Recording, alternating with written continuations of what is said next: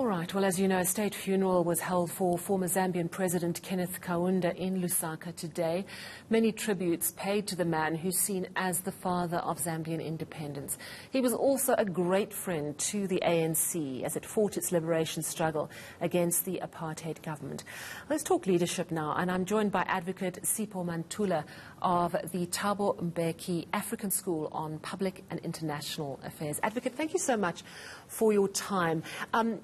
Kenneth Kaunda is revered as a great leader. What to you made him a great leader? What qualities? Evening, and to the viewers, Jambo Africa. I will say to you, what is very critical when you look at the quality of leadership of Dr. Kenneth David Kaunda, it is the essence of Ubuntu from him, the essence of humanism, the blending of trying to bring the African practices to the then colonial governance system that was in Zambia. One will even recall that his leadership skills was linked with the education system. If you look at Zambia, by 1966, already Zambia had its own institutions of higher learning, and as well, he was the first African leader to come up with what we call a National Development Planning Commission. Another aspect that is critical on leadership post-colonial independence was how do you manage your foreign multinational companies. He was able to rein them in by setting up what we call the Zambian Development Corporation. But I cannot come and romanticize about even the weakness of our elders of the 1960s and 1970s.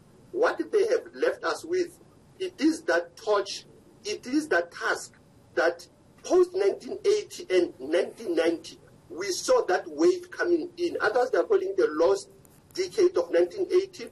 And 1990, we saw the wave of democratization. Hence, others saw Kenneth Kaunda accepting the 1991 election results. And that's where we can say that was the beginning of multi-party democrats.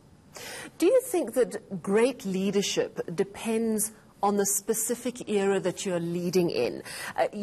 Are different leadership qualities required depending on the times you're living in? So an obvious example is a liberation struggle leader. Would they necessarily be able to use the same qualities that made them great freedom fighters to become great political figureheads, which often requires a lot of admin and a lot of diplomacy? Does it depend on the need of the hour, is what I'm asking. No, definitely. It needs first the citizens, hence the One Zambia, One Nation. He helped to build what we call the nation building of different ethnic groups. We are talking about more than 60. Again, the historical social context of the colonial era is critical that it shapes our African liberation leaders. As you know that today they were mentioning that it seems that this is the end of the era. This is the last phase and the voice of that generation of Nyerere, Nkrumah, Haile Selassie, Samora Machel. But a leader again takes the guard of being what Marcus Garvey from Jamaica used to say, leadership is pain, is blood, is death. And you will understand that Dr. KK went through that. He lost his son along his leadership battles. Again, there was a pain that was imposed on him post-1991, meaning leaders are not holy cows, by the way.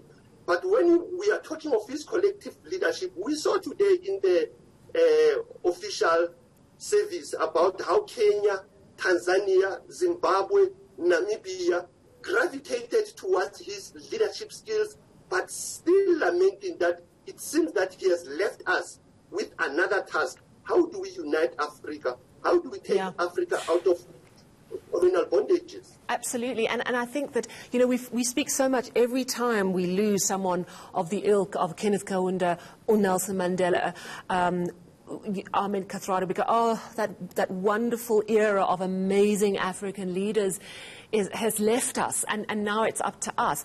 What does leadership for the future in Africa require? What qualities do we need?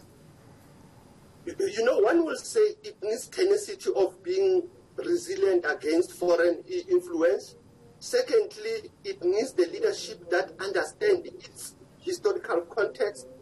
It needs the leadership that prioritizes education and governance, because you will understand that one of the sins and the ills that our leaders are facing, there was that era in 1994 of your leaders from Rwanda, the current leader who is the president of Rwanda, the former leader of Congo, Joseph Kabila. Those were the young leaders we thought are the fresh breath air.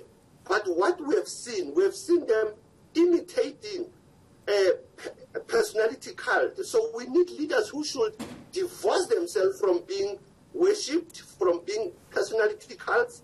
You will understand the leader of DRC Congo, Seseseko, was such leaders. And that's what we need from our leaders of today, but as well as to understand the agency and the emergency of the youthful population in the African continent, because there is a deficit of youthful leadership in the African continent, as well as the role of women in leadership. Because what is said, we can glorify this big man syndrome, but if we don't even talk about the role of women and youth in building the Africa which has responsible leadership, then we have lost that baton. So the leadership, it needs that tenacity of being resilient and Africa-focused, because Kaunda was Africa-focused. He was even practicing humanism, which was later criticized, but that humanism is what South Africa is trying to preach today, which is Ubuntu, and I think we need those principles which are very philosophical in nature, and they need to be practiced by our communities. Well, thank you so much. Such a wonderful reflection on Kenneth Kaunda and the leadership challenges for Africa going into the future. That was Advocate Sipho Mantula of the Thabo Mbeki African School on Public and International Affairs.